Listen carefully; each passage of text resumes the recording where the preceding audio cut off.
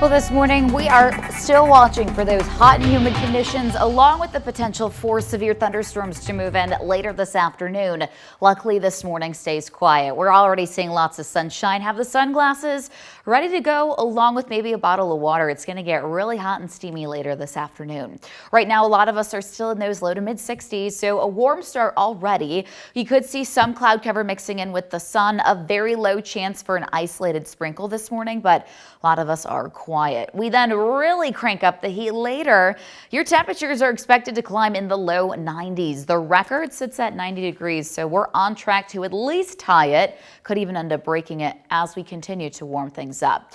But with that also is a bit of a catch. We'll slowly start to see this area low pressure getting closer to our area back at home, bringing hot and humid conditions. Now with it will also come that threat for severe thunderstorms, especially into the afternoon, really putting most of the Great Lake region under some kind of severe risk. Back at home, looks like almost half of us are now under a level 3 out of 5. That includes the entire I-39 corridor, and a lot of those thunderstorms will develop near this interstate and move further east. So timing wise, a lot of that happens after 3 p.m.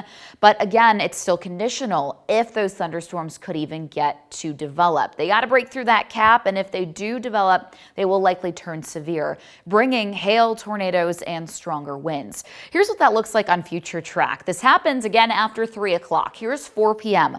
Already starting to see these cells starting to develop, and notice they are isolated, but yet still form that broken up line. That continues as we move through the 4 o'clock hour into 5, seeing these thunderstorms now passing I-39 but moving into Boone and DeKalb counties.